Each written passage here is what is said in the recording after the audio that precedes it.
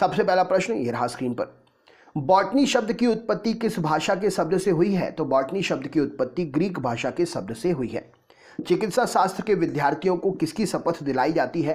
तो चिकित्सा शास्त्र के विद्यार्थियों को हिप्पोक्रेटस की शपथ दिलाई जाती है। पर्यावरण का अध्ययन जीव विज्ञान की किस शाखा के अंतर्गत करते हैं? तो पर्यावरण का अध्ययन जीव विज्ञान की शाखा पारिस्थितिकी के अंतर्गत करते हैं। नाइट्रोजन स्थिरीकरण में लैग हीमोग्लोबिन का काम क्या होता है? तो नाइट्रोजनी स्थिरीकरण में लैग हीमोग्लोबिन जो है ऑक्सीजन का अवशोषण करता है। मृदा में धान की पैदावार बढ़ाने वाला मुक्तजीवी जीवाणु कौन सा है? तो मृदा में धान की पैदावार बढ़ाने वाला मुक्तजीवी जीवाणु एनाबीना है। जंतुओं में होने वाली फुट माउथ रोग किसके कारण उत्पन्न होते हैं? तो जंतुओं में होने वाले फुट माउथ रोग जो है विषाणु के कारण उत्पन्न होते हैं। हाइड्रा की स्त्रावी कोशिकाओं में कौन सा सहजीवी शैवाल मिलता है? तो हाइड्रा की स्त्रावी कोशिकाओं में यूक्लोरोला जो है शैवाल मिलता है। डबल रोटी के निर्माण में किस कवक का उपयोग करते हैं? तो डबल रोटी के निर्माण में सैक्रोमाइसेस का प्रयोग करते हैं। पेड़ों की छालों पर उगने वाले लाइकेन को क्या कहा जाता है? तो पेड़ों की छालों पर उगने वाले लाइकेन को कार्टिकोल्स कहा जाता है। खाली चट्टानों पर उगने वाले लाइकेन को क्या कहते हैं? तो खाली चट्टानों पर उगने वाले लाइकेन सेक्सिकोल्स कहलाते हैं। जापान में लोग किस लाइकेन को सब्जी के रूप में खा जाते हैं? तो जापान में लोग इंडोकार्पन नाम के लाइकेन को सब्जी के रूप में खाते हैं। वनस्पति जगत में किसको थलचर, उभयचर कहा जाता है और जलचर भी कहते हैं? तो यहाँ पर ब्रायोफाइटास जो हैं जल स्थलचर उभयचर कहलाते हैं। राइट आंसर हो जाएगा। किस वर्ग के पौधों में बीज बनते हैं परंतु बीज नग्न रूप से पौधों पर ही लगे रहते हैं? तो ऐसे पौधे जिम्नोस्पर्म की कैटेगरी में आते हैं जिन पर बीज नग्न रूप से पौधों पर ही ऊपर लगे होते हैं। दमा और खांसी के रोगों में काम आने वाली औषधि इफेड्रिन किससे प्राप्त होती है? तो दमा और खांसी में औषधि के रूप में काम आने वाली जो है इफेड्रिन जो है इफेड्रा पौधे से प्राप्त होती है। किस एक की खेती पौधों का प्रतिरोपण करके करते हैं? तो प्याज की खेती जो है पौधे का प्रतिरोपण करके की जाती है। नाशपाती का कौन सा भाग खाया जाता है? तो नाशपाती का गूदेदार पुष्पासन खाया जाता है। किस पौधे में बीज होता है लेकिन फल नहीं होता है? तो साइकस पौधे में बीज होता है लेकिन फल नहीं होता है। सामान्यतः अंकुरण के लिए किसकी आवश्यकता नहीं होती है? तो सामान्यतः अंकुरण के लिए प्रकाश की आवश्यकता नहीं होती है। सजीव प्रजक अंकुरण किस में पाया जाता है? तो राइजोफेरा में जो है सजीव प्रजक अंकुरण पाया जाता है। किस चीज़ में अधिक खाने से केवल पृथ्वी की अधिक जनसंख्या का भरण पोषण हो सकता है? तो वनस्पति उत्पाद को अधिक खाने से पृथ्वी की जनसंख्या का भरण पोषण हो सकता है। तेल बीज वाली फसलें किससे संबंधित होती हैं? तो तेल बीज वाली फसलें जो है क्रूसीफेरी कुल से संबंधित होती हैं। एट्रोपा बेलाडोना के किस भाग से बेलाडोना औषधि प्राप्त करते हैं? तो एट्रोपा बेलाडोना के पत्तियों से बेलाडोना औषधि प्राप्त होती है। एफेड्रा पौधे का कौन सा भाग एफेड्रिन औषधि उत्पन्न करता है? तो एफेड्रा पौधे का एफेड्रिन औषधि करने वाला पौधे का भाग है तना। नेक्स्ट क्वेश्चन देखते हैं। पुष्प की सुखाई गई कलियों का प्रयोग किस मसाले के रूप में करते हैं? तो पुष्प की सुखाई गई कलियों का प्रयोग लौंग मसाले के रूप में करते हैं। फूल गोभी पौधे के किस भाग का उत्पादक है? मतलब फूल गोभी जो है पौधे का कौन सा भाग है? तो फूल गोभी जो है पुष्पक्रम है पौधे का। हल्दी चूर्ण टर्मेरिक पौधे के किस भाग से प्राप्त होती है? तो हल्दी चूर्ण जो है शुष्क प्रकंद से प्राप्त होता है। सामान्य प्रयोग में आने वाला मसाला लौंग कहाँ से प्राप्त होता है? तो सामान्य प्रयोग में आने वाला मसाला लौंग फूल की कली से प्राप्त होता है। किस फसल में एजोला एनाबीना जैव उर्वरक के रूप में प्रयोग करते हैं? तो चावल की फसल में एजोला एनाबीना जैव उर्वरक के रूप में प्रयोग करते हैं। चिलगोजा निम्न में से एक प्रजाति के बीज से प्राप्त होता है? तो चिलगोजा जो है पाइन की प्रजाति के बीजों से पाइन की प्रजाति के वृक्ष से प्राप्त होता है। पौधे की वृद्धि के लिए कितने आवश्यक तत्वों की जरूरत होती है? तो पौधों की वृद्धि के लिए 16 प्रकार के तत्व आवश्यक हैं। धान का खैरा रोग या लघुपतन रोग किस तत्व की कमी से होता है? तो धान का खैरा रोग या लघुपतन रोग जस्ते की कमी के कारण होता है। फूल गोभी का विटेल रोग जो है किसकी कमी के कारण होता है? तो फूल गोभी का विटेल रोग जो है ये जिंक की कमी के कारण होता है। ऊर्जा रूपांतरण में किसके द्वारा प्रकाश संश्लेषण क्रिया संपादित होती है? तो ऊर्जा रूपांतरण में प्रकाश संश्लेषण के द्वारा प्रकाश से रासायनिक ऊर्जा संपादित होती है। प्रकाश संश्लेषण में हरे पौधे द्वारा कौन सी गैस छोड़ी जाती है? तो प्रकाश संश्लेषण में हरे पौधे के द्वारा ऑक्सीजन गैस छोड़ी जाती है। किस पादप हार्मोन के छिड़काव से अनिषेक फल प्राप्त कर सकते हैं? तो ऑक्सिन पादप हार्मोन के छिड़काव से अनिषेक फल प्राप्त किए जा सकते हैं। प्रकाशानुवर्ती संचलन किसके द्वारा नियंत्रित करते हैं? तो प्रकाशानुवर्ती संचलन ऑक्सिन के माध्यम से नियंत्रित करते हैं। पादप वृद्धि अनुमापन के साथ किस भारतीय वैज्ञानिक का नाम जुड़ा हुआ है? तो पादप वृद्धि अनुमापन के साथ में जेसी बोस जी का नाम जुड़ा हुआ है। किस पेड़ को अपनी वृद्धि के लिए सर्वाधिक मात्रा में जल की आवश्यकता पड़ती है? तो यूकेलिप्टस पेड़ को अपनी वृद्धि के लिए सर्वाधिक मात्रा में जल की आवश्यकता पड़ती है। पेड़ों की पत्तियों में पाया जाने वाला हरा पदार्थ क्या कहलाता है? तो पेड़ों की पत्तियों में पाया जाने वाला हरा पदार्थ क्लोरोफिल कहलाता है। पादप रोगों का सबसे उत्तरदायी कारक क्या है? तो पादप रोगों का सबसे उत्तरदायी कारक है फफूंद से सबसे ज़्यादा पेड़ों में रोग होते हैं। हरित बाली रोग किससे संबंधित है? तो हरित बाली रोग बाजरे की फसल से संबंधित है। टिक्का रोग किस फसल से संबंधित है? तो टिक्का रोग मूंगफली से संबंधित है। धान का प्रसिद्ध रोग खैरा किसके कारण होता है? तो धान का प्रसिद्ध रोग खैरा जस्ते की कमी के कारण होता है। चाय में लाल रस रोग किसके कारण हो जाता है? तो चाय में लाल रस रोग शैवाल, हरे शैवाल के कारण हो जाता है। फसलों पर आक्रमण करने की कीट की प्रायः कौन सी अवस्था अधिक हानि पहुंचाती है? तो फसलों पर आक्रमण करने की कीट की अवस्था कैटरपिलर सबसे ज़्यादा हानि पहुंचाती है। कौन सा जीव ऊतक उच्च वर्गीय पौधों में जैव पोषक का वाहक काम करता है? तो फ्लोएम जो है उच्च वर्गीय पौधों में खाना ले जाने के फ्लोएम जो है फूड ले जाने के लिए, पोषक तत्व ले जाने का काम करता है, पौधों का ऊतक है। पौधों में खनिज लवण और जल कौन ले जाता है? तो पौधों में खनिज लवण और जल जाइलम लेकर जाता है। एक वृक्ष की आयु का पता कैसे लगा सकते हैं? तो एक वृक्ष की आयु का पता उसके वार्षिक वलियों को गिनकर लगाया जा सकता है। संवहनीय पौधों में पानी के ऊपर किससे आता है? तो संवहनी पौधों में पानी ऊपर किससे आता है? तो पानी संवहनी पौधों में जाइलम टिश्यू के कारण आता है। जाइलम जल लेकर जाता है। जीन शब्द का प्रतिपादन किसने किया था? तो जीन शब्द का प्रतिपादन जोहानसन ने किया था। बारबरा मैक्लिंटॉक किस पौधे पर काम करने के लिए प्रसिद्ध हैं? तो बारबरा मैक्लिंटॉक मक्के के पौधे पर काम करने के लिए प्रसिद्ध हैं। जंपिंग जीन के बारे में मक्के के पौधे से इन्होंने रिसर्च किया था।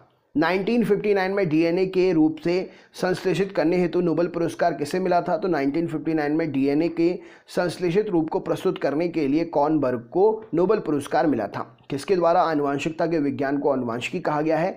तो वैटसन के द्वारा आनुवांशिकता के विज्ञान को आनुवांशिकी कहा गया है। सेल नाम किस जीव वैज्ञानिक ने सर्वप्रथम दिया था? तो सेल नाम रॉबर्ट हुक ने सर्वप्रथम दिया था। कौन सी रचना जंतु कोशिका को वनस्पति कोशिका से विभेदित करती है? तो सेंट्रियोल जो है जंतु कोशिका को वनस्पति कोशिका से विभेदित करती है। कोशिका में राइबोसोम की अनुपस्थिति में निम्न में से कौन सा काम संपादित नहीं होगा? तो कोशिका में राइबोसोम की अनुपस्थिति से प्रोटीन संश्लेषण नहीं हो पाएगा। यदि माइटोकॉन्ड्रिया काम करना बंद कर दे तो कोशिका में कौन सा काम नहीं हो पाएगा? तो यदि माइटोकॉन्ड्रिया काम करना बंद कर दे तो कोशिका में भोजन का ऑक्सीकरण नहीं हो पाएगा। कोशिका का ऊर्जाग्रह किसे कहते हैं? तो कोशिका का ऊर्जाग्रह माइटोकॉन्ड्रिया को कहा जाता है। किसकी उपस्थिति के कारण किसी पादप कोशिका और जंतु कोशिका में अंतर पाया जाता है? तो कोशिका भित्ति की उपस्थिति के कारण जंतु कोशिका और पादप कोशिका में अंतर पाया जाता है। कौन सा कोशिकांग प्रोटीन संश्लेषण में प्रमुख भूमिका निभाता है? तो एंडोप्लाज्मिक रेटिकुलम और राइबोसोम जो है प्रोटीन संश्लेषण में प्रमुख भूमिका निभाते हैं। प्रोग्राम्ड सेल डेथ का कोशिका और आणविक नियंत्रण क्या कहलाता है? तो प्रोग्राम्ड सेल डेथ का कोशिका और आणविक नियंत्रण एजिंग कहलाता है। कौन सा अंगक प्रायः जंतु कोशिका में उपस्थित नहीं होता है? तो लवक जो है जंतु कोशिका में उपस्थित नहीं होता है, पादप कोशिका में उपस्थित होता है। जीव द्रव्य प्रोटोप्लाज्म शब्द का प्रयोग सर्वप्रथम किसने किया था? तो जीव द्रव्य शब्द का प्रयोग सबसे पहले पुरकिंजे ने किया था। जीव द्रव्य जीवन का भौतिक आधार है, यह किसका कथन है? तो जीव द्रव्य जीवन का भौतिक आधार है, हक्सले ने यह बात कही थी। डीएनए के द्विहेलिक्स प्रारूप को पहली बार किसने प्रस्तावित किया था? तो डीएनए के द्विहेलिक्स प्रारूप को पहली बार प्रस्तावित जो है वाटसन और क्रिक ने मिलकर किया था। न्यूक्लियस की खोज सर्वप्रथम किसने की थी? तो रॉबर्ट ब्राउन ने सर्वप्रथम न्यूक्लियस की खोज की थी। कोशिकीय व आणविक जीव विज्ञान केंद्र कहाँ पर है? तो कोशिकीय और आणविक जीव विज्ञान केंद्र हैदराबाद में है। पारिस्थितिकी शब्द को सर्वप्रथम प्रतिपादित करने का श्रेय किसे जाता है? तो रिटर को पारिस्थितिकी शब्द को सबसे पहले प्रतिपादित करने का श्रेय जाता है। मुख्यतः मैंग्रोव वाले ज्वारी वन कहाँ पाए जाते हैं? तो मुख्यतः मैंग्रोव वाले ज्वारी वन सुंदरवन डेल्टा में पाए जाते हैं। यदि संसार के सभी पौधे मर जाएं तो किसकी कमी के कारण सभी जंतु मर जाएंगे? तो यदि संसार के सभी पौधे मर जाएं तो ऑक्सीजन की कमी के कारण संसार के सभी जंतु मर जाएंगे। खाद्य श्रृंखला से अभिप्राय है इसमें किसके द्वारा ऊर्जा का अंतरण होता है? तो खाद्य श्रृंखला में एक जीव से दूसरे जीव के द्वारा ऊर्जा का अंतरण होता है। परिस्थितिकी संतुलन बनाए रखने के लिए भारत में वन क्षेत्र कितने अनुपात में होना चाहिए? तो परिस्थितिकी संतुलन बनाए रखने के लिए भारत में वन क्षेत्र 33.3% होना चाहिए। कौन सा कृषि कार्य पर्यावरण दृष्टि से उपयुक्त है? तो कार्बनिक कृषि ऑर्गेनिक फार्मिंग जो है पर्यावरण दृष्टि से उपयुक्त है। भारत में पारिस्थितिकी असंतुलन का सबसे प्रमुख कारण क्या है? तो भारत में बढ़ रहे वनों की कटाव यानी कि वन उन्मूलन जो है पारिस्थितिकी असंतुलन का सबसे बड़ा कारण है। वह वर्णक जो वनस्पति को परावैंगनी किरणों के दुष्प्रभाव से बचाता है उसका नाम क्या है? तो ओजोन से बचाने के लिए हमारे शरीर में ओजोन रहती है परावैंगनी किरणों को बचाने के लिए हमारे लिए, और वनस्पति जो है परावैंगनी किरणों के दुष्प्रभाव से बचने के लिए फाइकोसाइनिन एक रसायन वनस्पति में वर्णक होता है जो वनस्पतियों को परावैंगनी किरणों से बचाता है और हमें ओजोन बचाती है। पारिस्थितिकी तंत्र में तत्वों के चक्रण को क्या कहते हैं? तो जैव भू रासायनिक चक्र कहा जाता है। भारत में धारणीय विकास की दृष्टिकोण से विद्युत उत्पादन का सबसे अच्छा स्रोत क्या है? तो भारत में जो भी चीज़ें उपलब्ध हैं उसमें से विद्युत उत्पादन के लिए सबसे अच्छा स्रोत जल विद्युत है, क्योंकि भारत में जितनी भी नदियां बहती हैं उनका प्रवाह बहुत स्पीड में है, तेज है, तो टरबाइन चलने में आसानी होती है, कोई एक्स्ट्रा फोर्स नहीं लगाया जाता है। धारणीय विकास जिसके उपयोग के संदर्भ में अंतर पीढ़ीगत संवेदनशीलता का विकास है, तो प्राकृतिक संसाधन जो है पीढ़ीगत संवेदनशीलता का विषय है, मतलब जो अभी हमारे पास है वो हम इतना यूज़ ना कर लें कि आने वाली पीढ़ी उससे वंचित रह जाए। तो धारणीय विकास जो भी हम अभी अपनाए हुए हैं उसको थोड़ा थोड़ा यूज़ करें जिससे आने वाली पीढ़ी भी इसको उपभोग कर सके। एक मनुष्य के जीवन को पूर्ण रूप से धारण करने के लिए आवश्यक न्यूनतम भूमि को क्या कहते हैं? तो एक मनुष्य को आवश्यक रूप से धारण करने के लिए न्यूनतम भूमि जो है पारिस्थितिक पदछाप कहलाती है। कौन सी गैस पृथ्वी पर हरितगृह प्रभाव में सर्वाधिक योगदान करती है? तो कार्बन डाइऑक्साइड गैस जो है सबसे ज़्यादा ग्रीन हाउस इफेक्ट में योगदान करती है। कौन सी गैस हीमोग्लोबिन से संयोग कर रक्त में विषैला पदार्थ बनाती है? तो कार्बन मोनोऑक्साइड जो है हीमोग्लोबिन से संयोग करके रक्त में विषैला पदार्थ बना देती है। भोपाल दुर्घटना में कौन सी गैस का रिसाव हुआ था? तो भोपाल दुर्घटना में methyl isocyanide MIC gas MIC इस प्रश्न के लिए सही उत्तर हो जाएगा। अगला प्रश्न, किस वायु प्रदूषक के कारण मनुष्य में तंत्रिका तंत्र संबंधी रोग उत्पन्न हो जाते हैं? तो शीशे के अधिकता प्रदूषण के कारण जो है मनुष्य में तंत्रिका तंत्र संबंधी रोग उत्पन्न हो जाते हैं। ऊर्जा के किस रूप में प्रदूषण की समस्या नहीं होती है? तो सौर ऊर्जा में किसी भी प्रकार के प्रदूषण की समस्या नहीं होती है।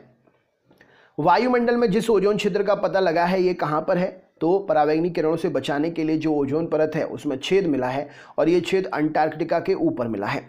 प्रदूषकों के रूप में फिनोलिक्स को गंदे पानी से किसका प्रयोग करके निकाला जाता है? तो प्रदूषकों के रूप में फिनोलिक्स को गंदे पानी से साफ करने के लिए बहुलक अधिशोषण का प्रयोग करते हैं, अधिशोषक का प्रयोग करते हैं। सबसे खराब वायु प्रदूषक उत्पन्न करने वाला पदार्थ क्या है? तो कार्बन डाइऑक्साइड इस प्रश्न के लिए सही उत्तर हो जाएगा। भूमिगत जल के प्रवाह के साथ नीचे की ओर बहने वाले प्रदूषक क्या कहलाते हैं? तो भूमिगत जल के प्रवाह के साथ नीचे बहने वाले प्रदूषक निश्चालक कहलाते हैं। अस्थियों का अध्ययन विज्ञान की किस शाखा के अंतर्गत करते हैं? तो अस्थियों का अध्ययन जो है ऑस्टियोलॉजी के अंतर्गत करते हैं। पैलियोंटोलॉजी में किसका अध्ययन करते हैं?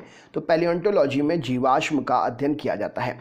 विज्ञान की वह शाखा जिसमें न्यूरोलॉजी जिसे कहते हैं इसमें किसका अध्ययन करते हैं? तो विज्ञान की शाखा न्यूरोलॉजी में न्यूरॉन्स का अध्ययन करते हैं, स्नायु का अध्ययन करते हैं। टिश्यू कल्चर का अध्ययन किसके उपयोगी है? तो टिश्यू कल्चर अनुवांशिकी के लिए उपयोगी है। रक्त में एंटीबॉडी और एंटीजन का अध्ययन किसके अंतर्गत करते हैं? तो रक्त में एंटीबॉडी और एंटीजन का अध्ययन सीरोलॉजी के अंतर्गत करते हैं। पारिस्थितिकी विज्ञान इकोलॉजी में किससे संबंधित अध्ययन होता है? तो पारिस्थितिकी विज्ञान इकोलॉजी से संबंध जो है शरीर की संरचना और वातावरण के अध्ययन से संबंधित है। हरगोविंद खुराना को किस क्षेत्र में प्रतिष्ठित नोबेल पुरस्कार मिला था? तो हरगोविंद खुराना को मेडिकल के क्षेत्र में प्रतिष्ठित नोबेल पुरस्कार मिला था। वह वैज्ञानिक कौन से हैं जिसने पहली बार रुधिर परिसंचरण तंत्र की व्याख्या की थी? तो रुधिर परिसंचरण तंत्र की व्याख्या जो है विलियम हार्वे ने की थी। हृदय का पहला प्रतिस्थापन किसके द्वारा किया गया था? तो हृदय का पहला प्रतिस्थापन क्रिश्चियन बर्नार्ड के द्वारा किया गया था। डीएनए की संरचना का सबसे पहले किसने रेखांकित किया था? तो डीएनए की संरचना को वाटसन और क्रिक ने सबसे पहले रेखांकित किया था। विकास का सिद्धांत किसके द्वारा प्रतिपादित किया गया? तो विकास के सिद्धांत चार्ल्स डार्विन के द्वारा सबसे पहले प्रतिपादित किया गया। किसके द्वारा अनुवांशिकता के विज्ञान को अनुवांशिकी जेनेटिक्स कहा गया? तो वाटसन के द्वारा अनुवांशिकता के विज्ञान को अनुवांशिकी कहा गया। किस वैज्ञानिक ने खोज की थी मलेरिया मच्छरों के द्वारा होता है? तो रोनाल्ड रॉस ने सबसे पहले ये खोज की थी कि मलेरिया मच्छरों के द्वारा होता है। तो दोस्तों ये थे 100 क्वेश्चन वन लाइनर फॉर्मेट में साइंस के ये प्रश्न सभी एग्जाम्स में आए हुए हैं। आपने अगर कभी